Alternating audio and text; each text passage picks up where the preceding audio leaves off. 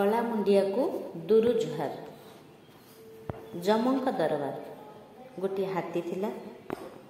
ସିଏ ମରିଯିବାରୁ ଧର୍ମରାଜ ଯମଙ୍କ ଦରବାରରେ ପହଞ୍ଚିଲା।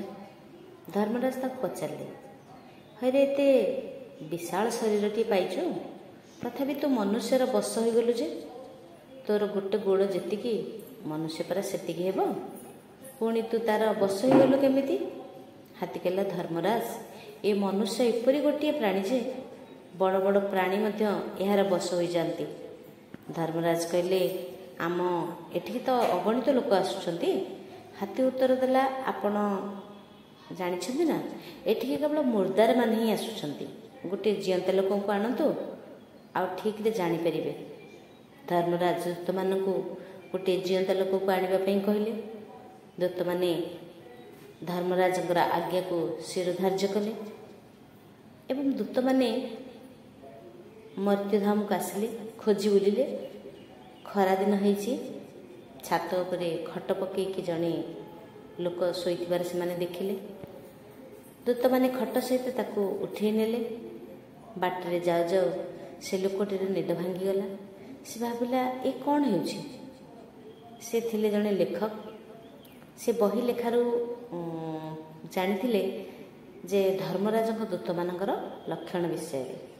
ସେ ଜାଣିପାରିଲେ ଯେ ତାକୁ ଧର୍ମରାଜଙ୍କର ଦୂତମାନେ ନେଇକି ଯାଉଛନ୍ତି। ସେ ପକେଟରୁ କାଗଜ କଲମ ବାହାର କଲେ, କାଗଜରେ କିଛି ଲେଖିଲେ, ପୁଣି ପକେଟରେ ତାକୁ ରଖିଦେଲେ।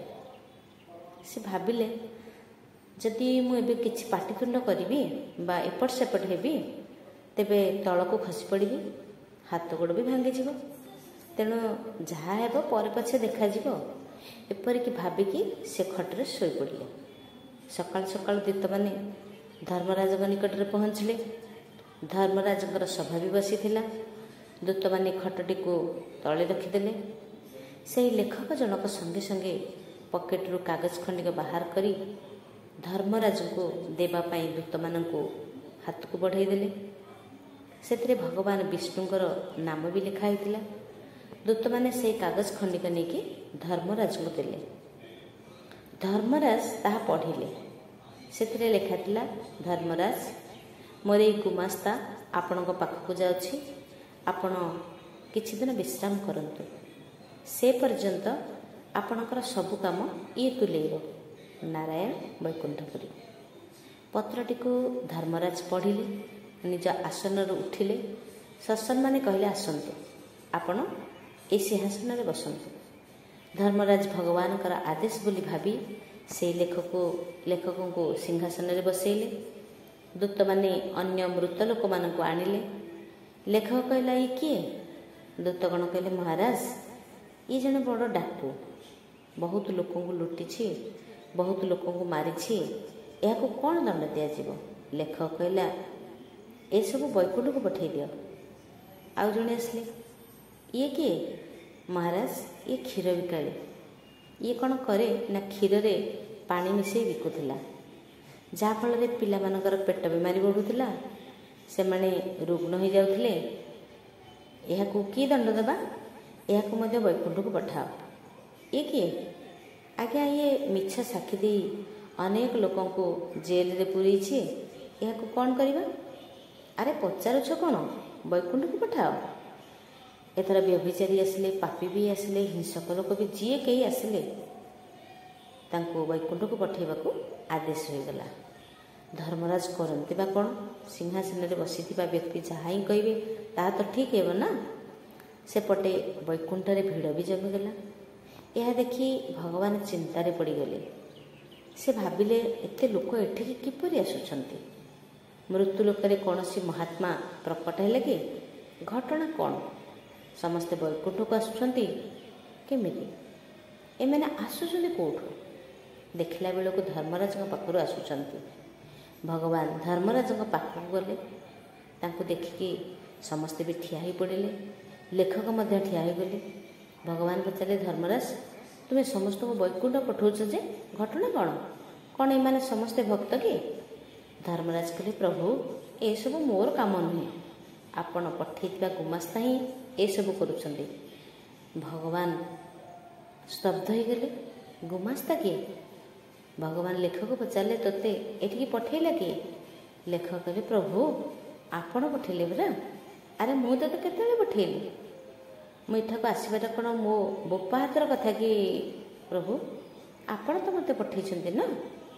ଆପଣଙ୍କ ଇଚ୍ଛା ବିନା ଗଛର ପତ୍ରଟିଏ ତ ହଲେନି, କୌଣସି କାମ କେମିତି ସମ୍ଭବ ହେବ? ଏସବୁ କ'ଣ ମୋ ବଳରେ ହେଇଛି? ଆରେ ଠିକ୍ ଯେ, କିନ୍ତୁ ତୁ ଏ କ'ଣ କଲୁ? ମୁଁ କ'ଣ କଲି ପ୍ରଭୁ?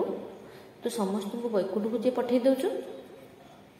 ଯଦି ଏ ବୈକୁଣ୍ଠକୁ ପଠେଇବାଟା ଖରାପ ହେଲା, ତେବେ ଯେତେ ସନ୍ଥ ମହାତ୍ମା ଅଛନ୍ତି ସମସ୍ତଙ୍କୁ ଦଣ୍ଡ ଦିଆଯାଉ। ଯଦି ଏହା ଖରାପ କାମ ନୁହେଁ, ତେବେ ଦୋଷ ଦେଉଛନ୍ତି କେଉଁଥିପାଇଁ କହିଲେ? ଏସବୁ ସତ୍ତ୍ୱେ ଯଦି ଆପଣଙ୍କର ପସନ୍ଦ ହେଉନାହିଁ, ତେବେ ସମସ୍ତଙ୍କୁ ସେଠାରୁ ଫେରାଇ ଦିଅନ୍ତୁ। କିନ୍ତୁ ଭଗବାନ, ମୁଁ ଏତିକି ଚାହୁଁଛି ଯେ ଭଗବଦ୍ ଗୀତାରେ ଲେଖା ହେଇଛି 15 ଅଧ୍ୟାୟର 6 ଶ୍ଲୋକରେ, ୟଦ୍ଗତ୍ୱା ନ ନିବର୍ତ୍ତନ୍ତେ ତଦ୍ଧାମ ପରମଂ ମମ। ମୋ ଧାମକୁ ଯିବା ପରେ କେହି ଲେଉଟି ଆସେ ନାହିଁ। ଏ ଶ୍ଲୋକଟିକୁ ଆପଣଙ୍କୁ କାଟିବାକୁ ପଡ଼ିବ। ଏକଥା ସତ୍ୟ ଯେ ଯେତେ ବଡ଼ ପାପୀ ହୋଇଥିଲେ ବି ଯଦି ସେ ବୈକୁଣ୍ଠକୁ ଚାଲିଯାଏ, ସେ ପୁଣି ଫେରି ଆସିବାର ପ୍ରଶ୍ନ ଉଠୁନାହିଁ। ତାର ସବୁ ପାପ ନଷ୍ଟ ହୋଇଯିବ। କିନ୍ତୁ ତୁ କାହିଁକି ଏ କାମ କଲୁ? ପ୍ରଭୁ କାହିଁକି କଲି କ'ଣ? ମୋ ହାତରେ କାମ ରହିଲେ ମୁଁ ଏମିତି ହିଁ କରିବି।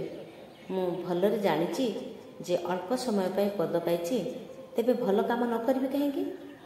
ଲୋକମାନଙ୍କର ଉଦ୍ଧାର କରିବାଟା କ'ଣ ଖରାପ କାମ କି?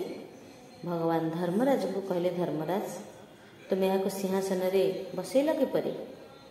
ଧର୍ମରାଜ କହିଲେ, ପ୍ରଭୁ ଏଇ ଦେଖନ୍ତୁ ଆପଣଙ୍କର ପତ୍ର, ତଳେ ପରିଷ୍କାର ଭାବରେ ଆପଣଙ୍କର ହସ୍ତାକ୍ଷର। ଭଗବାନ ଲେଖକକୁ ପଚାରିଲେ, ହଇରେ ମୁଁ ତୋତେ ପତ୍ର କେତେବେଳେ ଦେଲି? ଲେଖକ କହିଲେ, ଆପଣ ପରା ଗୀତାରେ କହିଛନ୍ତି, ସର୍ବସ୍ୟ ଚାହଂ ହୃଦି ସନ୍ନିବିଷ୍ଟ। 15 ଅଧ୍ୟାୟର 15 ଶ୍ଲୋକରେ କହିଛନ୍ତି, ମୁଁ ସମସ୍ତଙ୍କ ହୃଦୟରେ ବିରାଜମାନ। ହୃଦୟରୁ ପତ୍ର ଲେଖିବା ପାଇଁ ପ୍ରେରଣା ମିଳିଲା, ଆଉ ମୁଁ ଲେଖିଦେଲି। ଆଦେଶ ତ ଆପଣଙ୍କର ହେଲା ନା ପ୍ରଭୁ। ଯଦି ଆପଣ ଏହାକୁ ମୋର କର୍ତ୍ତୃତ୍ୱ ମାନୁଛନ୍ତି, ତେବେ ଗୀତାରୁ ଉପଯୁକ୍ତ ଶ୍ଲୋକଟିକୁ କାଟି ଦିଅନ୍ତୁ ନା। ଭଗବାନ କହିଲେ, ହଉ ଛାଡ଼ ସେ କଥା। ପୁଣି ଧର୍ମରାଜଙ୍କୁ ପଚାରିଲେ, ଧର୍ମରାଜ ଘଟଣା କ'ଣ? ଇଏ ଏଠାକୁ ଆସିଲା କେମିତି? ଧର୍ମରାଜ କହିଲେ, ପ୍ରଭୁ କେମିତି ଆସିଲା କ'ଣ କହିବି? ଆପଣଙ୍କ ପତ୍ର ନେଇ ଆସିଥିଲା। ଧର୍ମରାଜ ଦୂତମାନଙ୍କୁ ପଚାରିଲେ, ଏସବୁ କେମିତି ହେଲା କିରେ? ଦୂତମାନେ କହିଲେ, ଧର୍ମରାଜ ଆପଣ ନିଜେ ଦିନେ କହିଥିଲେ ନା ଗୋଟିଏ ଜିଅନ୍ତା ମଣିଷ ଆଣିବା ପାଇଁ। ଧର୍ମରାଜ କହିଲେ, ଆଚ୍ଛା ତେବେ ଇଏ କ'ଣ ସେଇ ଲୋକ? ଆରେ ମୋ ସାଙ୍ଗରେ ଟିକେ ତ ପରିଚୟ ତମେ କରିଥାନ୍ତ ନା, ତମେ ତ ପରିଚୟ କରିଦେବା କଥା। ଦୂତ କହିଲେ, ଧର୍ମରାଜ ପରିଚୟ କରିବାକୁ ଆମକୁ ବେଳ କାହିଁ? ଆପଣ ସିନା ସମୟ ଦେଲେ, ଆପଣ ତ ସାଙ୍ଗେ ସାଙ୍ଗେ ପତ୍ର ପଢ଼ିଲେ, ତାଙ୍କୁ ସସମ୍ମାନେ ନେଇକି ସିଂହାସନରେ ବସେଇ ଦେଲେ। ଆମକୁ କଥା କହିବାର ଏକ ସୁଯୋଗ ମିଳିଲା କି? ଆମେ ଭାବିଲୁ ଇଏ ବୋଧେ ଆପଣଙ୍କର ଚିହ୍ନା ପରିଚିତ ହୋଇଥିବେ। ସେ ପରିସ୍ଥିତିରେ ଆମର କହିବାର ସାହସ ବି ହେଲାନି। ସେଇଠି ଠିଆ ହୋଇ ହାତୀ ସବୁ ଦେଖୁଥାଏ। ସେ କହିଲା, ଧର୍ମରାଜ ଆପଣ ମୋତେ କହିଥିଲେ ନା ମୁଁ କେମିତି ଗୋଟେ ମଣିଷର ବଶ ହୋଇଗଲି ବୋଲି। ମୁଁ କ'ଣ, ସ୍ୱୟଂ ଭଗବାନ ଆପଣ ମଧ୍ୟ ବଶ ହୋଇଗଲେ। ଧର୍ମରାଜ ଏ କଳାମୁଣ୍ଡିଆ ମଣିଷ ନା ବଡ଼ ବିଚିତ୍ର। ଚାହିଁଲେ ସବୁ କିଛି ଓଲଟ ପାଲଟ କରିଦେବ। ଏଠା କଥା ସେଠି କହିବ, ସେଠା କଥା ଏଠି କହିବ। ମିଛ ଛଳ କପଟରେ ତ ବାଦ ଯାଏନି ନା। ନରମାୟା ବି ନାରାୟଣଙ୍କୁ ଅଗୋଚର ହୋଇଯାଏ। ଭଗବାନ ଲେଖକକୁ କହିଲେ, ହଉ ଯାହା ତ ହେଲା ହବାର ଥିଲା ହେଲା, ଏବେ ତୁ ମର୍ତ୍ତ୍ୟକୁ ଚାଲିଯା। ଲେଖକ ପୁଣି କହିଲା, ପ୍ରଭୁ ଗୀତାରେ ପରା ଆପଣ କହିଛନ୍ତି, ମାମୁପେତ୍ୟ ତୁ କୌନ୍ତେୟ ପୁନର୍ଜନ୍ମ ନ ବିଦ୍ୟତେ। ମୋତେ ପ୍ରାପ୍ତ ହେବା ପରେ ଆଉ ଜନ୍ମ କେବେ ହୁଏନି। ତେବେ କୁହନ୍ତୁ ପ୍ରଭୁ, ମୁଁ ଆପଣଙ୍କୁ ପ୍ରାପ୍ତ ହୋଇଛି କି ନାହିଁ? ତେବେ ମୁଁ ଏଇ ଧାମ ଛାଡ଼ି ଯିବି କୁଆଡ଼େ? ଭଗବାନ କହିଲେ, ହଉ ଠିକ୍ ଅଛି, ତାହେଲେ ତୁ ମୋ ସାଙ୍ଗରେ ଚାଲ। ଲେଖକ କହିଲେ, ପ୍ରଭୁ ମୁଁ ଏକୁଟିଆ କେମିତି ଯିବି? ବିଚରା ହାତୀଟା ରହିଯିବ ନା। ଏହାର କୃପାରୁ ତ ମୁଁ ଏଠାକୁ ଆସିଛି ନା, ଏହାକୁ ମଧ୍ୟ ସାଙ୍ଗରେ ନେଇ ଚାଲନ୍ତୁ। ହାତୀ କହିଲା, ମୋର ତ ବହୁତ ଭାଇ ଏଠି ନର୍କରେ ପଡ଼ିଛନ୍ତି ନା, ସେମାନଙ୍କୁ ସାଥିରେ ନେଇ ଚାଲନ୍ତୁ ପ୍ରଭୁ। ମୁଁ ଏକୁଟିଆ କେମିତି ଏମାନଙ୍କୁ ଛାଡ଼ିକି ଯିବି?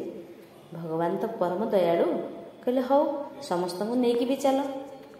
ଭଗବାନ ଆସିବାରୁ ହାତୀର ମଧ୍ୟ କଲ୍ୟାଣ ହେଲା, ତାର ଉଦ୍ଧାର ବି ହେଲା, ଲେଖକଙ୍କର ମଧ୍ୟ କଲ୍ୟାଣ ହେଲା। ଏବଂ ଅନ୍ୟ ଜୀବମାନଙ୍କର ମଧ୍ୟ କଲ୍ୟାଣ ହେଲା। ଏ କପୋଳ କଳ୍ପିତ କାହାଣୀଟିଏ ହୋଇପାରେ, କିନ୍ତୁ ଏହାର ସିଦ୍ଧାନ୍ତ ଅତି ଉତ୍ତମ। ନିଜ ହାତରେ କୌଣସି ପଦ କିମ୍ବା ଅଧିକାର ଥିଲେ ତାହା ଦ୍ୱାରା ସମସ୍ତଙ୍କର ସେବା କରନ୍ତୁ। ଯେତିକି ପାରୁଛନ୍ତି ସେତିକି ଭଲ କାମ କରନ୍ତୁ। ନିଜ ଆଡ଼ୁ କାହାର ମନ୍ଦ ନ କରନ୍ତୁ, କାହାକୁ ଦୁଃଖ ନ ଦିଅନ୍ତୁ। ଗୀତାର ସିଦ୍ଧାନ୍ତ ହେଉଛି ସର୍ବଭୂତ ହିତେ ରତଃ। ପ୍ରତ୍ୟେକ ପ୍ରାଣୀଙ୍କ ଭିତରେ ପ୍ରୀତି ହେଉ, ଅଧିକାର ହେଉ, ପଦବୀ ହେଉ ଇତ୍ୟାଦି ଅଳ୍ପ ଦିନିଆ କଥା। ଏ ମଣିଷ ଜୀବନ ଯେତେବେଳେ କ୍ଷଣିକ, ଏ ପଦପଦବୀ ମଧ୍ୟ ତତ୍ ଅନୁରୂପ ନା, ଏ ସବୁଦିନ ପାଇଁ ରହିବନି। ତେଣୁ ସମସ୍ତଙ୍କ ପ୍ରତି ଆମେ ଉତ୍ତମ ବ୍ୟବହାର କରିବା ଏବଂ ସମସ୍ତଙ୍କ ସହିତ ପ୍ରେମ ପ୍ରୀତିରେ ଯେତିକି ଦିନ ବଞ୍ଚିବା ଆନନ୍ଦରେ ରହିବା। ହୃଦୟ ଖୋଲି ହୃଦୟେଶ୍ୱରଙ୍କୁ ଅନୁଭବ କରିବା। କାହିଁକି ନା ଅନ୍ତରରେ ସେ ଯେତେବେଳେ ଅନ୍ତର୍ଯାମୀ ରୂପରେ ଅଛନ୍ତି, କ'ଣ ସବୁ ହୁଏ ସିଏ ହିଁ କରୁଥାନ୍ତି। କରି କରାଉଥାଏ ମୁହିଁ ମୋ ବିନୁ ଅନ୍ୟ ଗତି ନାହିଁ। ଜୟ ଜଗନ୍ନାଥ।